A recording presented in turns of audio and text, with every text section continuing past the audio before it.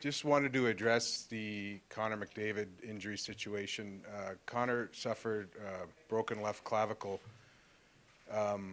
He was admitted to the hospital last night, expected to have surgery today. He'll be out indefinitely and not week to week. We're talking about months. Don't have a particular time frame, but as I said, plural months. Those are the relevant points. Questions? Can you talk to the human side of this? I don't know if you talked to the kid last night or, I mean, so early in his career, he's already accomplished quite a body of work for 12 games.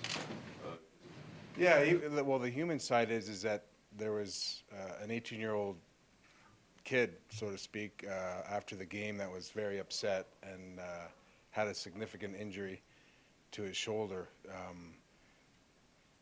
He just, he didn't have much to say, and he was upset, and he loves to play the game, and he won't be playing it for a while. So he's, as a player, he's done a lot of things as a rookie in this league, and as a player in general. So, these are tough injuries, and the silver lining is that he's young.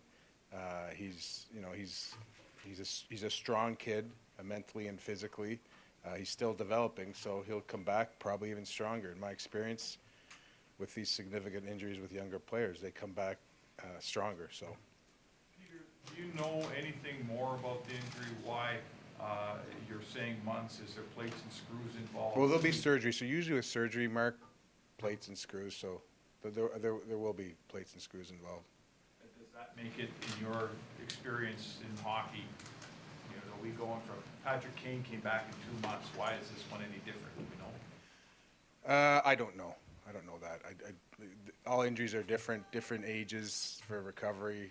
I don't know. That wasn't explained to me. We didn't compare it to Patrick Kane's. What was your first initial reaction when you saw him in the reports? This isn't going to be good. I saw his shoulder jam, and I thought the same when Jordan went into the boards there, Jordan Eberle. So. In hindsight, is this better than maybe a separated shoulder injury? Like, can you take a silver line and say, okay, it's a broken No. shoulder? It's not better than no.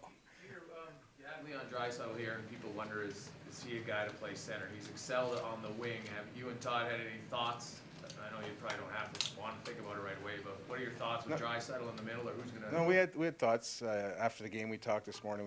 We'll continue to talk. Leon gives us a very good option. So the struggle is you take him off maybe one of the hottest lines in the league, but he's as he showed in training camp, as he's shown up here, he can play both positions. So it gives us a very good option, and we'll determine that in the next little bit. Jordan Eberle very close to coming back, so he's he fits into the equation too. What does this mean for the rest of your club? I mean, just the players moving forward. Obviously, this is a big hole, and he's going to be missed. But just what he brought to the rink every day. I mean, that's got to feed up on the rest of the guys. And all those young guys bring that energy, enthusiasm. I'm sure you'll have to talk to the guys after, but I'm sure they're going to miss. He's a very bright-eyed kid that comes in and makes everybody's day. He comes in and he's always happy, and so that'll be missed. I think just because he's young, 18, I think a lot of the guys feel for him like a little brother. So I'm sure they'll visit him and stuff. And This organization's almost been plagued, I guess, with bad luck when it comes to young players getting injured. What do you make of that? Is it just, you look at other teams around the league, and I think Edmonton's first overall picks have had way more injuries than anybody else. So it's not like, other 18-year-olds can't play in here. Is it just bad luck? What do you make of that? Are you a believer in curses at all? my old Italian great grandmother. No. First, you're right. The injury was bad luck. I mean, he lost an edge, and I've heard some people talking about, hey, an 18-year-old playing in the league. So I don't think that's an issue here. I don't know. I mean, in Boston, we had a bad injury with Bergeron. He wasn't 18, but you talk about how a team can rally around it too, and That's what I expect to happen here. We lost him. We had a strong rally in the third period, and it's it's important that other guys step up their game. Peter, do you or Todd need to say anything to the players about, you made it through the real short term, the one period without him, but you lose this kid that the whole league is excited about, and just trying to move forward and not so much feel sorry for yourself, but push forward and do what you can to make him feel good about not being available, but him still moving forward. I think again, I'm not going to put words in Todd's mouth, but I think what's important is that just to move forward, and we're going to be missing him for a while, and we've got good players, and we're getting good player back, and it's teams suffer catastrophic injuries, and they figure it out. As I said with Bergeron, we ended up making the playoffs that year, and so it's just something that the guys have to step up. They're going to miss Connor. He will be back. He'll be like a trade acquisition when he comes back, which will be nice. And you just move on. Peter, sometimes in surgery, doctors pretty much know exactly what they're doing before they begin. Sometimes they go in and they say, we got to see what's in there when we get there. I'd like to know if the doctors told you anything about that. And is there a chance that months turns into a season-ending injury? Based on what I've heard, I don't think so. They know exactly what they have to do, is what I was told. But I don't think so. But I guess there's always a small chance. Peter, how frustrating is it for the franchise? You get this thing moving in the right direction, and all of a sudden this kind of happens.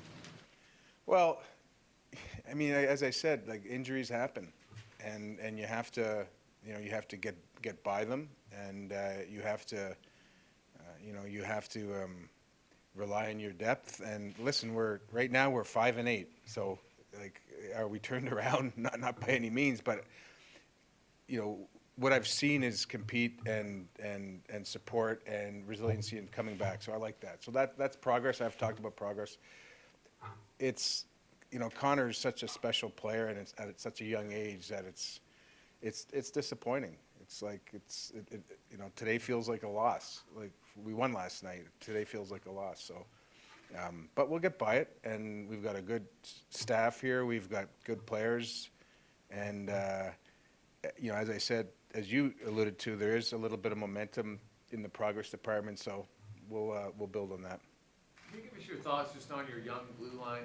Davidson, Nurse, you got Reinhardt, 3 rookies last night, 4 guys under 24. Maybe you didn't want them all in, but it seemed to be pretty good. I'll answer that, but this isn't a State of the Union, but I'll answer that. It's promising to see. I think you saw some better puck movement than we've ever seen last night, and those young guys still have things to work on. But it's at the end of the day, when you get all those young pieces up and running on the back end, I think it'll be a pretty good unit. In terms of evaluating the progress of the process, is that harder to do now, or is that put on hold now that one of the key ingredients is out for long term? It may actually help it. The other people will be in elevated positions, and whether they're suited for that or not, at least it gives me a chance to examine it. Good? All right, thank you.